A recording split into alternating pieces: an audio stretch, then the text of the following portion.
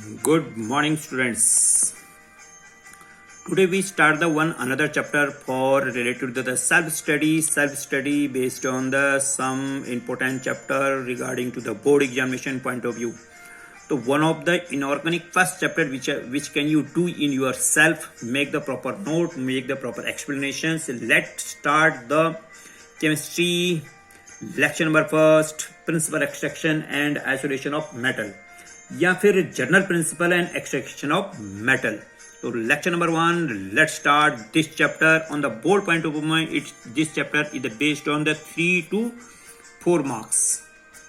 और क्योंकि अब 20 नंबर के क्वेश्चन 20 नंबर के क्वेश्चन जो डिफरेंट तरह के कैटेगरीज में डिवाइडेड हैं, तो उनमें से हो सकता है ये अपना इंडिविजुअल चैप्टर 5 नंबर का आ जाए. जैसे एक पैराग्राफ्स है, उससे 5 क्वेश्चन आपके पास पूछे जा सकते हैं. तो अब ये कैटेगरी नहीं है कि मार्क्स 3 से लेकर 4 तक हैं, लेकिन ये बात इसमें फिक्स है कि ये सेल्फ में चैप्टर है. सेल्फ चैप्टर होना चाहिए. सेल्फ में जाइए, पढ़िए, रीड करिए और कम से कम 4 दिन के अंदर इसे खत्म करिए, या 5 दिन आप लगा सकते हैं इसे पूरे खत्म करने में. और आराम से करिए, अच्छी तरह से करिए. 5 लेक्चर मैं भी इसके बना के आपको दे दूंगा, और लेकिन करने आप लोगों को होंगे, ये बात कंफर्म्ड है. रोजाना इसे शेयर करिए.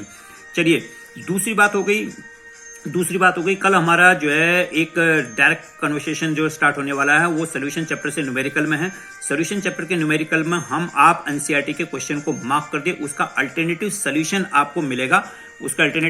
आपको मिलेगा यूट्यूब के थ्रू. लेकिन क्योंकि न्यूमेरिकल पोर्शन है, न्यूमेरिकल को पोर्शन को बताने में काफी प्रॉब्लम्स आएगी हमारे पास, तो इसीलिए आप उसे शेयर करें एनसीईआरटी के क्वेश्चनों को नंबरों के बेस पर, ताकि हम अल्टरनेटिव सोल्यूशन ढूंढ सकें. जो आपका सोल्यूशन है, जो आपने सोल्यूशन उसमें कर रखा होगा, जो क्वेश्चन आपने कर रखा होगा, उससे अलावा हम उसके ऊपर बात करेंगे. तो चलिए बात करते हैं जरा इस चैप्टर के ऊपर. बेसिकली ये चैप्टर बड़े 3 सेक्शन में हम इसे बांट सकते हैं. वो 3 सेक्शन कौन कौन से होंगे, या फिर 4 सेक्शन में बांट सकते हैं. 4 सेक्शन कौन कौन से होंगे वो मैं आपको फ्यूचर में बताऊंगा, इसमें किस तरह से हम इसे कैटेगराइज करेंगे. तो सबसे पहले जो इंपॉर्टेंट टर्म्स है, वो इंपॉर्टेंट टर्म को समझिए. 3 वर्ड आपके पास आते हैं, मिनरल, ओर और गैंग. तो एक मैं डेफिनेशन के यहां पर स्टार्ट कर रहा हूं आपके लिए. The inorganic substance present inside the earth crust. The inorganic substance present inside the earth surface are called minerals. तो ये आपके पास डेफिनेशन होगी मिनरल्स की. सेम इसी तरह की डेफिनेशन आपको इन दोनों की लिखनी है. अब यहां पर देखिए ये इनकम्प्लीट है. क्यों? क्योंकि यहां पर आपने एग्जाम्पल इसका मेंशन नहीं कर रखा. तो एग्जाम्पल यहां पर मेंशन करिए और स्लोली करिए, आराम से करिए. 5 दिन से ज्यादा आपको नहीं लगनी चाहिए. बोर्ड पॉइंट ऑफ व्यू में इसमें डिफिकल्टी लेवल इसमें बहुत ही कम है, और जल्द लर्निंग प्रोसेस के थ्रू आप जाइए. ज्यादातर इसमें याद करने वाली चीजें हैं. नेक्स्ट इज और क्या चीज है? और हम किसे कहते हैं? और की डेफिनेशन आपके पास क्या बनती है, और का एग्जांपल आपके पास क्या बनता है, जोड़ लिखें. तो सेल्फ में जाइए, पढ़िए इसे, और दोनों को डाउनलोड डेफिनेशन और साथ में एग्जांपल भी लिखिए.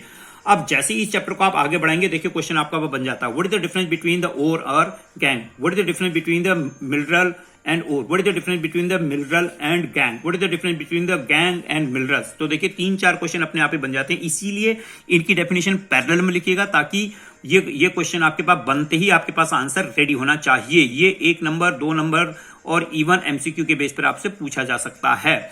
और हाँ, ये जो केमिस्ट्री का टेस्ट पेपर होगा, उस केमिस्ट्री के पेपर के लिए एमसीक्यू के क्वेश्चन आपके लिए रेडी हैं, और ये पेपर आपके पास सोल्यूशन चैप्टर से आना है. ये बात सभी को कंफर्म हो जानी चाहिए. सोल्यूशन का चैप्टर आप रेडी रख लीजिए और एमसीक्यू लिए तैयार रहिए. बिल्कुल आपको रेडी रहना. नेक्स्ट, अगला हो गया आपके पास गैंग के लिए. गैंग की डेफिनेशन क्या है और इनके एग्जांपल क्या है. नेक्स्ट, उसके बाद है हमारे पास जो जनरल फार्मूले पेपर में पूछे जाते हैं. Look at the formula. और ये मैं आपको मेटल्स के नाम दे रहा हूं. मेटलों के नाम के साथ साथ फार्मूला आपको याद होनी चाहिए. तो पहला आपके पास हो गया ओर ऑफ एल्यूमिनियम. पहला हो गया ओर ऑफ एल्यूमिनियम. इसमें 2 तरह के ओर आपको मिलेंगे, बुक में आप चेक कर सकते हो. अगर कोई तीसरा एग्जांपल भी आप इसमें लिखिए. सबसे पहले बॉक्साइट. तो बॉक्साइट का फार्मूला क्या है और किस चीज का ओर है? 3 क्वेश्चन बनेंगे. बॉक्साइट का फार्मूला क्या है? एक तो ये फार्मूला बन गया, और दूसरा इसका बॉक्साइट का नाम बन गया, और तीसरा ये किस मेटल का है. तो ये 3 चीजें आपको जरूर पता होनी चाहिए. तो मेटल कौन सा है, मेटल किस मेटल का फार्मूला है, और इसमें और कौन सा, और इसका फॉर्मूला का और हम किस तरह से क्लासिफाइड हम से करार करते हैं. नेक्स्ट, अगला हो गया आपके पास, सेकंड हो गया आपके पास ओर ऑफ आयरन. आयरन के ओर कौन कौन से हैं? आयरन कोर देखिए. आयरन कोर बिल्कुल 4 सेटों में बेस पे है, जो होम, बोर्ड, एंट्रेंस एग्जाम में बहुत ज्यादा पूछे जाते हैं. जनरल कंपटीशंस में भी आपको बहुत ज्यादा मिलेंगे इस तरह के ओर. देखिए, पहला कौन है? हेमेटाइट. दूसरा कौन है? मैग्नेटाइट. तीसरा कौन है? Iron pyrite. और चौथा कौन है? Siderites. Hematite, magnetite, iron pyrite and siderite. इसके अलावा आपको एनसीईआरटी की बुक में मिलता है या फिर कोई प्राइवेट बुक में मिलता है तो उसको आप मेंशन यहाँ पर करिए। तो ये आपके पास फॉर्मूला हो गया ओर के बेस पर। तो Fe2O3, Fe3O4, FeS2, देखिए FeS2 वह आयरन सल्फाइड आप इसे बोल सकते हो, लेकिन क्योंकि ओरिक फॉर्म है ये आपके पास है। नेक्स्ट इज सेटेराइट, ये सारे के सारे ओर हैं, ये याद रहे ओर हैं, ओर हैं ये सब। नेक्स्ट उसी तरह से आप अगले मेटल में चले जाओ। जिंक से आपके पास बहुत बार पूछा गया है। चौथा हो गया आपके पास कॉपर का, कॉपर के ऊपर पेपर में काफी पूछे गए हैं। तो ये 5 मेटलों के अलावा आप जो है पांचों मेटल डाल सकते हो। 5 मेटल में आपके पास क्या डालना चाहिए, जैसे सिल्वर आप डाल सकते हो। क्या पांचों अगर आप छठा आपने लिखना चाहो तो जैसे हमारे सिलेबस पॉइंट ऑफ में है गोल्ड भी आप डाल सकते हो। वैसे गोल्ड के आपके पास ये देखेंगे कि आपने इसमें क्या चीज इसमें ढूंढिए इन ओरों के बेस पे। तो दी जाता some important metal which are the based on our syllabus point of में और इनकी प्यूरिफिकेशन पॉइंट ऑफ में। तो चलो जी, इन मेटलों के बेस पर ओर की आप टेबल बना लीजिए, उन्हें याद कर लीजिए और फॉर्मूला आपके पास जरूर बताऊं। 1 नंबर में या फिर 1 नंबर के बेस पर आने वाले जो क्वेश्चन है उसमें फॉर्मूला आपसे पूछे जा सकते हैं। इन फॉर्मूलों को आपको अच्छी तरह से लर्न करना है, याद रहे। तो जैसे आपके पास हो गया सेटेराइट, जैसे आपके पास होगा आयरन पायराइट, जैसे आपके पास हो गया मैग्नेटाइट और जैसे आपके पास हो गया हेमेटाइट। नेक्स्ट अगला हमारे पास है, ये है हमारे पास जो इस चैप्टर में हमें करना है मेटलर्जी। तो मेटलर्जी की डेफिनेशन आपके पास क्या बना करती है, जरा मेटलर्जी की डेफिनेशन देखिए entire scientific and technological process, entire scientific and technology, जो भी हम साइंस का यूज कर रहे हैं, टेक्नोलॉजी का यूज कर रहे हैं प्यूरिफिकेशन के लिए और आइसोलेशन के लिए, दैट इज कॉल्ड मेटलर्जी। तो क्या हुआ, entire scientific and technological process use into extraction of metal from an ore is called metallurgy. ये हमारे पास मेटलर्जी कहलाती है। देन उसके बाद क्या, अब इस मेटलर्जी के अंदर हमें 4 है, ये these are the 4 heading related to metallurgical portion. इसके अंदर हमारे पास 4 चीजें और जैसे ये 4 चीजें कंप्लीट हो जाएंगे हमारा चैप्टर खत्म। तो 4 चीजें ये देखिए 4 चीजें। तो ओर कंसंट्रेशन 1 है, सबसे पहले हमारे पास ओर कंसंट्रेशन। ओर कंसंट्रेशन के अंदर आने वाली हेडिंग है, ये बहुत ही बढ़िया इसकी समरी बनेगी, बहुत अच्छी। तो ओर कंसंट्रेशन के मेथड हमारे पास कितने हैं, इसके अंदर हेडिंग आने वाली है। इसके अंदर कौन कौन सी हेडिंग आएगी वो है, दूसरा आपके पास है conversion of ore into metal oxide. तो सबसे पहले हमने ओर का कंसंट्रेशन किया, ओर के कंसंट्रेशन के बाद इसको मेटल के ओरों को, मेटल के उसके बाद ओरों को मेटल के ऑक्साइड में कन्वर्ट करेंगे। जो भी ओर आएगा, जैसे सल्फाइड में ओर आ गया, सल्फाइड में अगर कोई ओर है या फिर कार्बोनेट में कोई ओर है, कार्बोनेट। अब ये कार्बोनेट का मतलब क्या हुआ, जैसे ऊपर देखिए जो ओर आपने डेफिनेशन में लिखे कि देखिए ये कार्बोनेट है, ये सल्फाइड का हो रहा है, ये ऑक्साइड है। और ये देखिए यहाँ पर तो बहुत ही ज्यादा मिक्सचर आपके पास बनाया है फ्लोराइड का, तो ऑक्साइड के। तो ये क्या कर रहा है, ये इन ओरों को जो अलग अलग फॉर्म में ओर आ रहे हैं उनको हमें मेटल के ऑक्साइड में कन्वर्ट करना है। तो इसके भी आपके पास मेथड है, याद रहे। नेक्स्ट हो गया आपके पास रिडक्शन करनी है। जब ये मेटल के ऑक्साइड में आपने कन्वर्ट कर दिया, देन उसको हम रिडक्शन करेंगे। तो सबसे पहले क्या करना है, ओर का कंसंट्रेशन करना है। ओर के कंसंट्रेशन को करने के लिए हमारे पास कौन कौन से मेथड हैं। जब ओर का कंसंट्रेशन कर लेंगे तो फिर इन ओरों को हम मेटल के ऑक्साइड में कन्वर्ट करेंगे। उसके बाद मेटल के ऑक्साइडों को हम रिडक्शन करेंगे और रिडक्शन होने के बाद हम उसका रिफाइनिंग करेंगे।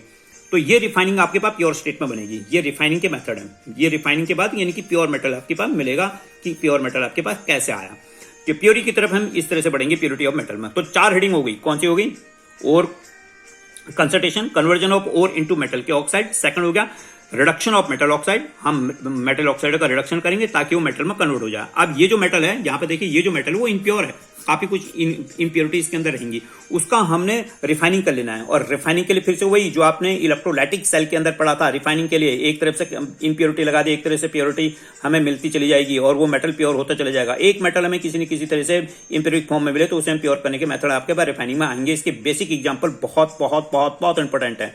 तो चलिए जी, ये हो गया आपके पास। अब तो पहली हेडिंग इसमें आपके पास क्या है, इसमें पहली हेडिंग है आपके पास ओर कंसंट्रेशन।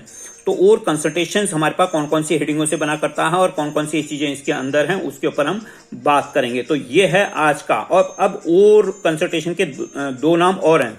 कौन से नाम और हैं, ओर ड्रेसिंग इसका नाम है, देखिए ओर ड्रेसिंग इसका नाम है, और बेनिफिकेशन। इसके अलावा अगर आपको कोई और नाम मिलता है इस प्रोसेस का, वो भी आप यहाँ पे लिखिए कि और कौन कौन से नाम इसके हैं। तो क्या बोला मैंने बोला कि ओर कंसंट्रेशन को अगर क्वेश्चन में ओर कंसंट्रेशन को छिपाए तो दूसरा कौन से नाम से आ सकता है, दूसरा आपके पास आएगा ओर ड्रेसिंग।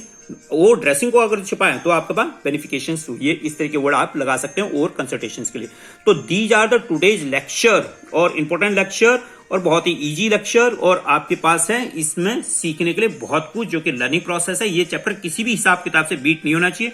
जिन बच्चों को भी अपने 95 प्लस का टारगेट रख रखा है, ये छोटे वाले चैप्टर बिल्कुल कोई कंसेशन मत दीजिए अपने आप को। ये चैप्टर बिल्कुल सेल्फ में है, मैक्सिमम पढ़िए। जैसे मैं कुछ चीजें आपको कराऊंगा, रास्ता आपको बता दूंगा किस रास्ते से चलना है, कैसे चलना है, और कुछ आपको खुद ढूंढना है इन्हीं चीजों के लिए। तो ये था हमारे पास आज का एक कंपोनेंट। मैं धीरे धीरे इसे आगे बढ़ाता रहूंगा और शॉर्ट लेक्चर इसके अंदर आएंगे, आप बिल्टअप करिए। हाँ, क्वेश्चनों की भरमार इसके अंदर आने वाली है, ताकि कोई भी क्वेश्चन आपका वहां बचा नहीं। क्वेश्चन आपके पास बहुत सारे। इलेक्ट्रोकेमिस्ट्री के अंदर मैंने आपको लगभग 100 के आसपास क्वेश्चन पहुंचा दिए होंगे, नहीं पहुंचे होंगे तो लगभग 80 तो आसपास पहुंचे होंगे। सभी क्वेश्चन को सॉल्व करिए, देखिए आपके पास कोई भी एमसीक्यू, कोई भी 1 नंबर का क्वेश्चन, कोई भी 1 नंबर के क्वेश्चन से रिलेटेड जो 20 मार्क्स के क्वेश्चन है, कुछ भी नहीं बचना चाहिए। Do the hard work, do the hard work, और again do the hard work. So hope so today's lecture you like it and share it and keep the learning, keep smiling, keep safe। और एक ही मंत्र आपके लिए भाई, पहले तो स्वस्थ रहना, फिर मस्त रहना, फिर व्यस्त रहना। स्वस्थ, मस्त और व्यस्त। पहले स्वस्थ, फिर मस्त, फिर व्यस्त। यही चीज आपके पास फॉर्मुलेटेड है। तो चलो आज हम इसको कंक्लूड करते हैं। कल हम लोग मिलेंगे 12 बजे, और साथ में न्यूमेरिकल कुछ क्वेश्चनों के साथ। सभी बच्चे उसमें पार्टिसिपेट करें, लेकिन न्यूमेरिकल हम करेंगे कैसे, केवल अब मैं इंफॉर्मेशन दे सकता हूं। यूट्यूब में जाके आप उन क्वेश्चनों को पहले से ही मेंशन कर दीजिए, एनसीईआरटी के क्वेश्चन को मेंशन कर लीजिए, मिले छोड़ दीजिए। कुछ जनरल इंफॉर्मेशन के बेस पे बात करेंगे, देन उसके बाद हम मिलेंगे उन न्यूमेरिकल को यूट्यूब के बेस पर हम कैसे एडिशन सॉल्व कर सकते हैं उन क्वेश्चनों को, जो आपके पास अगर सॉल्यूशन है उससे हम एक्स्ट्रा भी उसे सॉल्व करने की कोशिश करेंगे, क्या ये वाला मेथड है आपके लिए यूजेबल है या नहीं है। ठीक है जी, all the best, all the best, all the best and double नमस्ते to all of you. Thank you.